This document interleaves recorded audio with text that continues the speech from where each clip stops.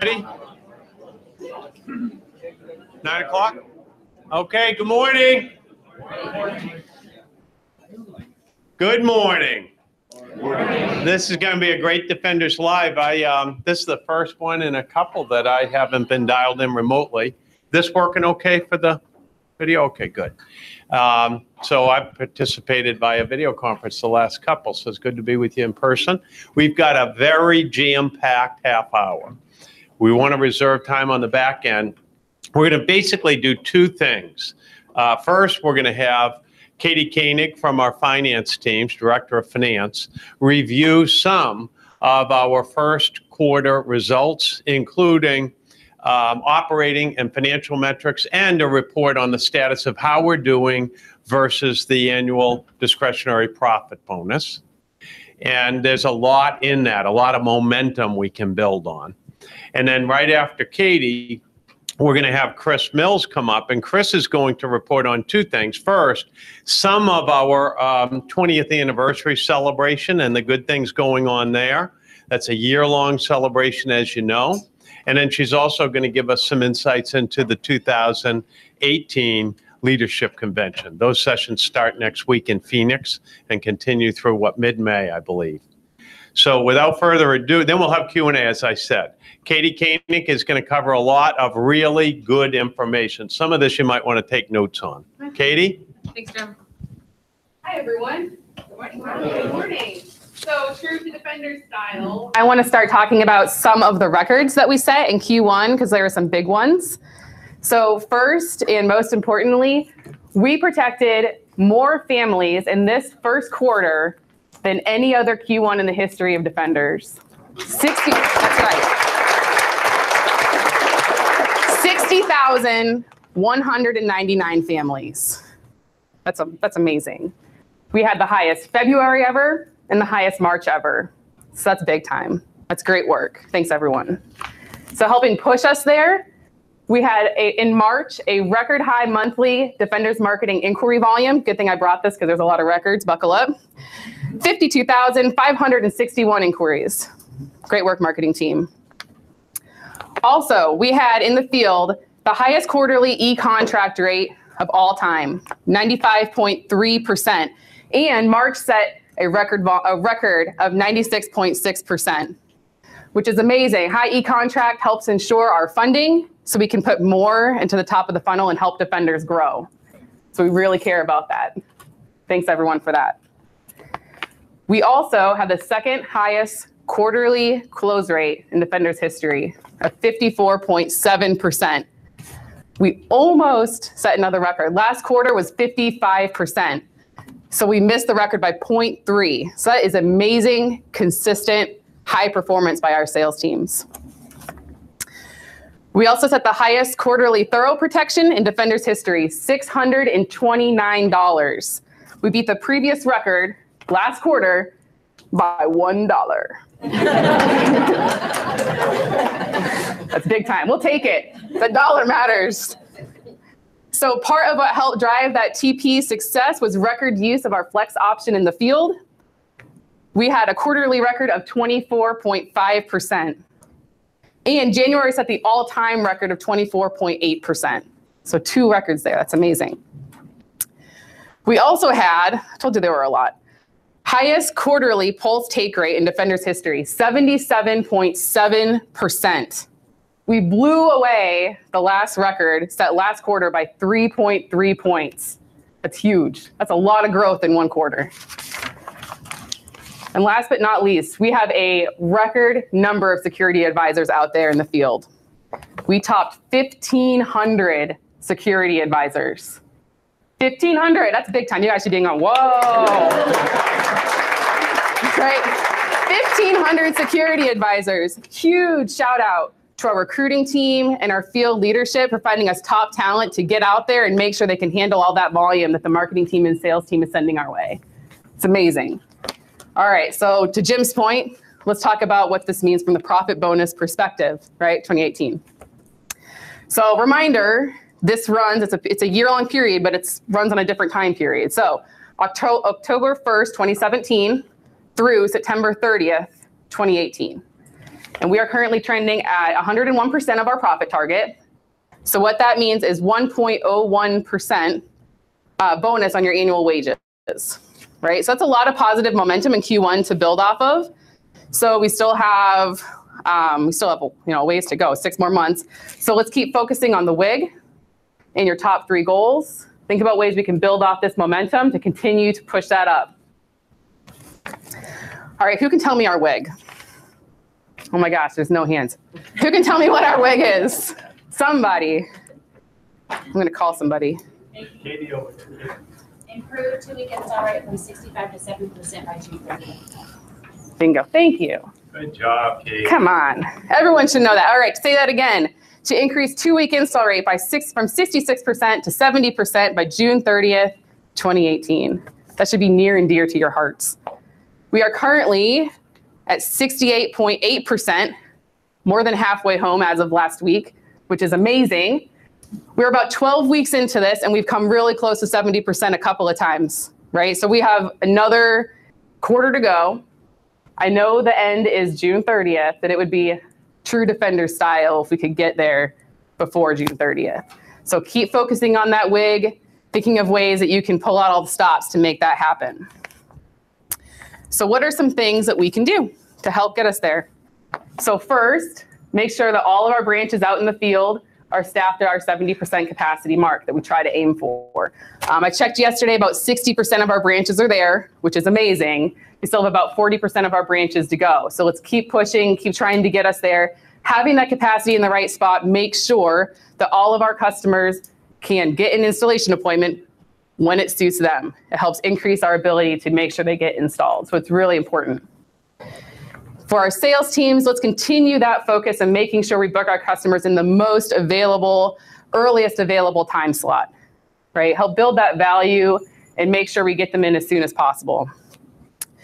And for around the wheel, think of ways that we can help prevent customers from wanting to reschedule their appointment. Make sure they feel really good about their decision to install with Defenders and stick to their original appointment time. So just a few things to keep your mind thinking of ways that we can keep moving forward for the next quarter and achieve that WIG. All right, so just a little bit of a readout on our 2018 performance so far. Lead and install volume is coming in around expectations. We're about 5% over where we were last year, hence the record, right? So that's a positive. Our Pulse upgrading is right on track, and we're building momentum in our home automation. So that's all good things. We do have a couple of opportunities, though. So our thorough protection is a bit behind, and also our install rate is a bit behind. That's why it's our WIG, right? So continue to focus on things. It's really important to thoroughly protect every family when we're in their home and to make sure that everyone gets installed that wants an installation. So our Q1 did hit our primary profit target. However, as the year goes on, our goals get harder. We are competitive winners. That's how we roll. So don't get complacent, because we have to keep thinking of ways to build that momentum and continue to drive more and more value. And that's all I got. That's a great job, Kate. Back to you, Jim.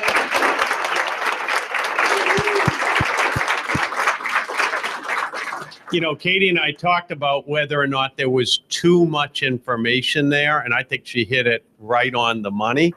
It's important that you know how we're doing, and it's up to us as leaders to leaders at the end of the day create and build momentum. And I think that Katie's report just outlines a bunch of momentum that you are creating early in the year that we can continue to build on. And that's what we'll do, because as she said, the plan gets more and more aggressive as the year goes on. That's the way the financial plan is built. Now, the second speaker today is Chris Mills. Christina Mills is going to talk to us about the 20th anniversary celebration and also the convention. Oh, yeah. Thanks, Jim. So Katie shared some exciting news, and I'm going to continue down that path. So with our 20th anniversary, right, you remember every month we are recognizing somebody who embodies our culture. And this past week, the prize patrol. You had no idea we had such a team, right? So the Defenders Prize Patrol showed up outside Ryan Threckhout's office for a momentous moment to share with him that he had won the Systems with the Solution. So Ryan's right over there. Let's recognize him again.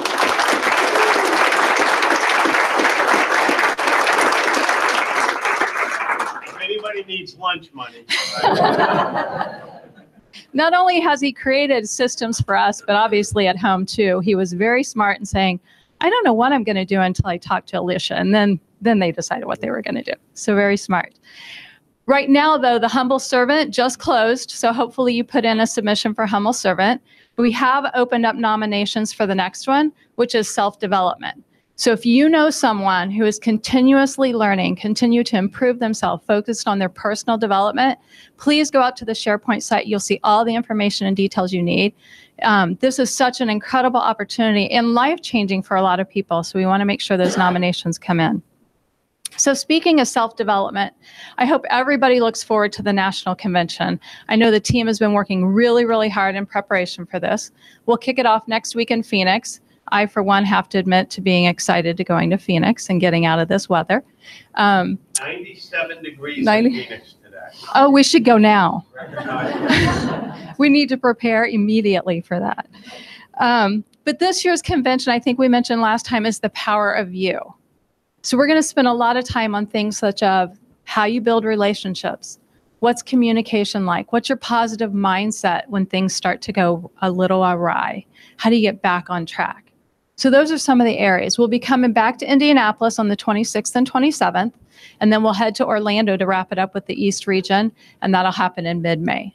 So look forward, prepare yourself for that. So just one more quick thing. If you remember a few weeks ago, Jim made a very special announcement around the 20th anniversary. So you know we were going to give out $10,000 for Super Service Challenge. He upped the ante, $20,000 each quarter. That will go to deserving organizations. I know many of you have submitted your videos, and Scott Prill, our Director of Culture, is reviewing those right now. So in the next few weeks, we'll be announcing those deserving organizations, all right? So I know there's one more exciting announcement that Jim has, and I'm going to turn it back over to him. Thank you, Chris. Yeah, there's a second part.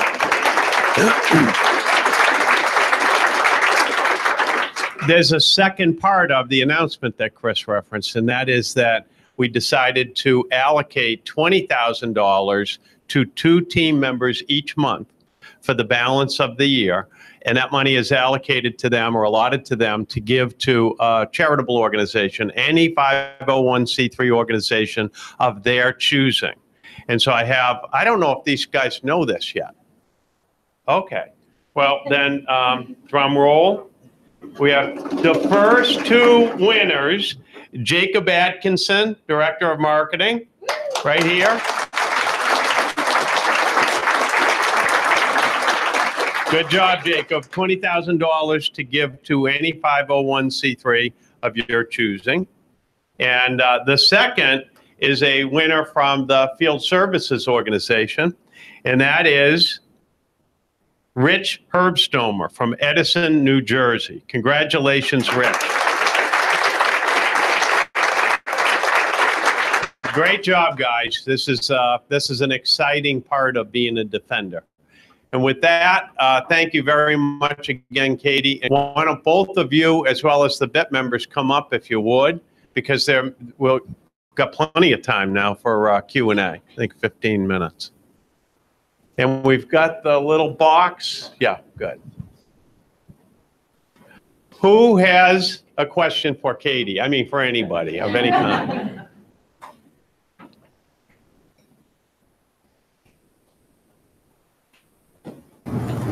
So this actually is for Katie. Oh. So with our company WIG, we've climbed up, like you said, close before, and we dropped back down. Mm-hmm. I know. What is the most significant thing that causes us to drop back down so significantly? Yeah, it's a great question. Climb back out. Do I need the box, or can you hear me? You still have your mic? Yeah, I'm still good? All right. Oh, yeah, I'm good. So that's a great question. So there's a couple different pieces there. One, we had a surge of sales and install volume kind of week over week about a month ago. It took us not by surprise. We're happy it happened, but that surge of volume puts pressure on our capacity in the field.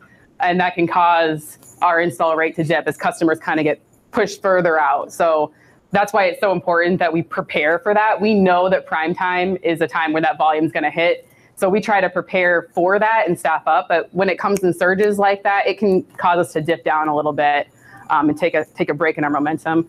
The other thing that would be really important to focus on is just we call it our snapshot rate. For those who aren't, too familiar with our terminology over here in finance, that just means our success rate in the home. That's what our security advisors and field team members focus on a lot. And that's been a little bit challenging this quarter. So I know that they're really intent on that. They're trying to be really intentional to get that back to where it needs to be. But that did take a little bit of a downward turn this quarter. Good question, Sean. Yeah, great question. Other questions?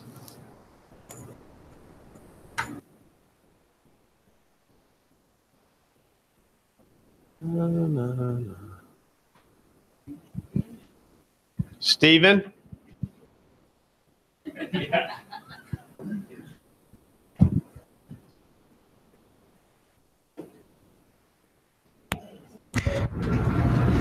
Just curious, I've been watching ADT's stock ever since they went public again, and they got down to about $7.55, and this last week they've been going up. Can you just give us an update on ADT and where kind of our perspective is, where they stand?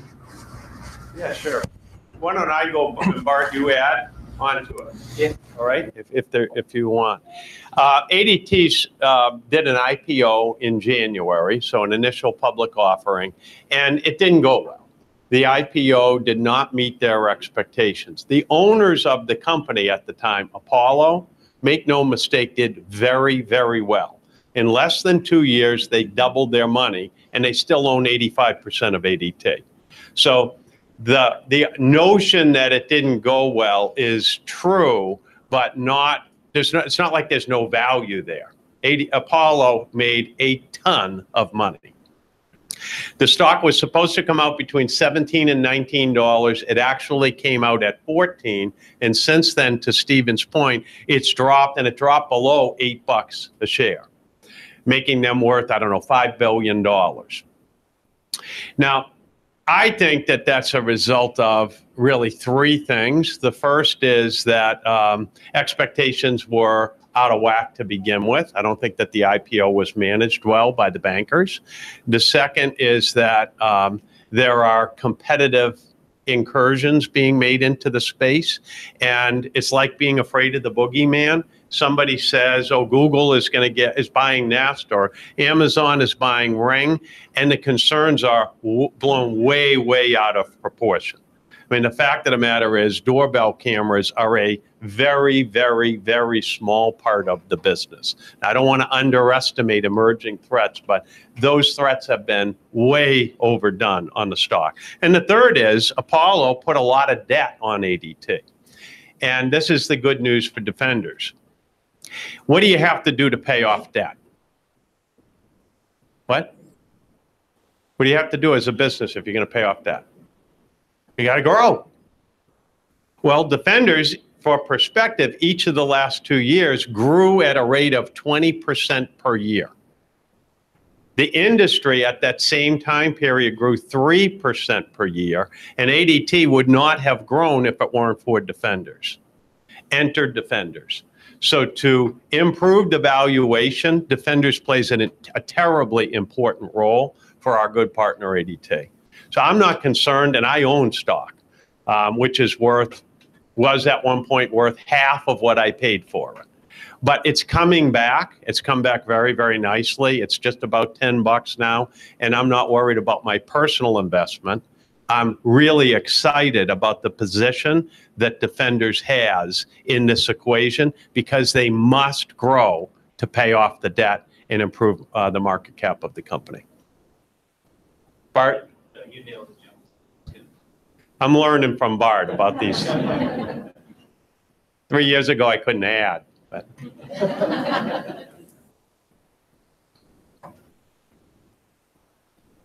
Hi, Connor. I got a question for Rich or Robert, whichever. With us putting a lot of focus on our profit for the whole year. Sales is obviously getting fully integrated into the CRM system. Can you kind of explain an update on that and maybe what benefits we can expect to see to our profit line from this integration?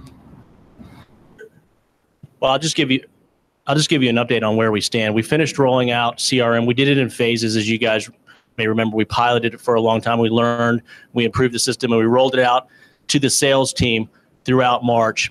And as with any rollout, there's an adoption period and there's the change process. And I think it went really well. And I think that the sales team did a great job adopting it and learning and training. And we're still kind of getting our bearings a bit.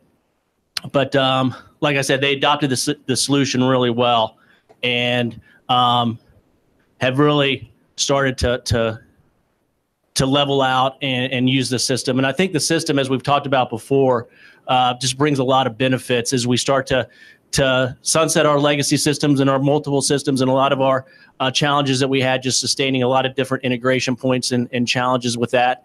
And it also just positions us going forward as the market changes until we have new MMRs coming out or we have new package offerings, some things that we couldn't really do in our legacy systems we'll really be able to do inside of CRM. So I think as we've talked about, this really positions us for the future. And I think we're taking advantage of some of it today as well. I mean, Robert, you want to just comment sort of from the sales perspective?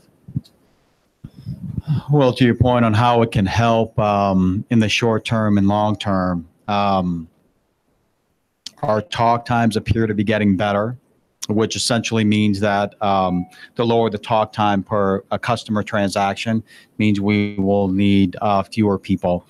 And we know that we are strained in terms of space for all of the growth that we've had. So the fact that we can have a little bit lower on the head count will be helpful. We're good today. It just doesn't mean we don't need to keep bringing in tons of people to fill in the growth. So we feel good about that and where it's going. As Rich mentioned, I'm excited about what we can do with incentives. There's really not a way for us to manage that well today. But I think CRM is going to give us the capabilities of using incentives at different stages of the sales and installation process, which should help us with our conversion rate. So I think I'll leave it at those two and knowing that we're excited about what CRM is going to do for us in the future. Short term, of course, we're trying to work out some of the bugs and things like that. But overall, we're very optimistic.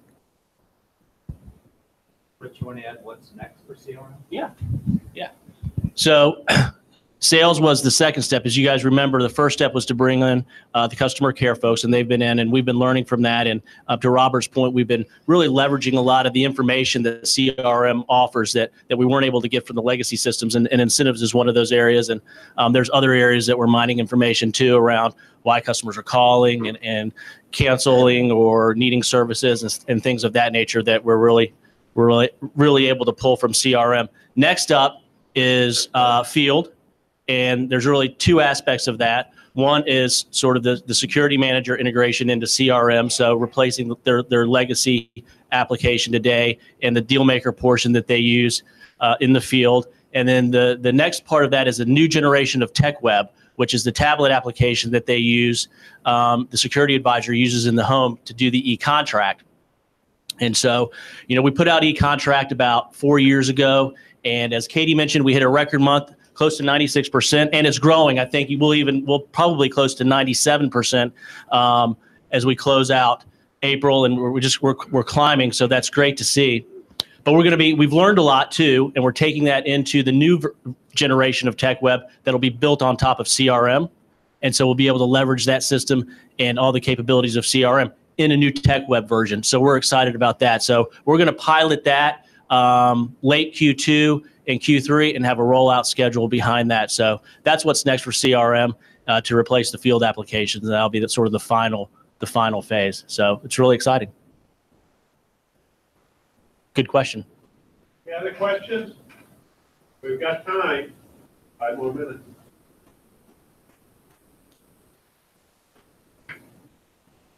Got a little bit of Do you guys have any updates on our home office renovations? Somebody had to ask. Sure. I'll give you that. Yeah, we're really at the final stages with our general contractor, and what we're doing now is we're putting together the move plan. So we're going to be doing the remodeling in stages. And so we're laying that out. And then, of course, understanding what we need to do to relocate the teams that are impacted through each of those phases. So as we finalize that in the next week or two, we'll be sitting down with each of the departments and we'll be sharing that and how we'll have to reshuffle as we're remodeling certain areas of the building, how we'll relocate the teams and what the move plan will be, and give you guys insight and visibility to that. So we're really excited. We're really close. We pretty much have most things buttoned down. There's a little bit of back and forth with the contractors at this point, just some fine tuning and putting together the plan. Our goal is early May, we really start. So there'll be some moving that happens between now and then early May really begin the construction. So we're excited. We're really close. Put 100 people in here. Yeah.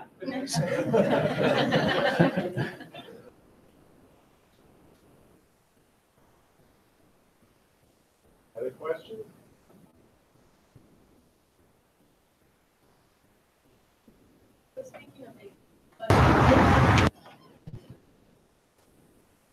Good question. So what percentage of ADT's business is Defenders right now? We are about 30% of their total new install business, and we are 68% of their indirect channels business. Now, for perspective, when I joined the company, that was when I joined the management team 7 or 8 years ago, we were, what do you think, Bart? Yeah, 15% of the total business or of ADT indirect, yeah. So we've doubled. And I don't know what percentage we were, maybe 30% of their indirect business, 28, something like that. It's good for them, good for us. There's no reason why I don't think, why we couldn't be 100% of their indirect business. Yeah. Just leave the driving to us. Any other questions? They're really good ones.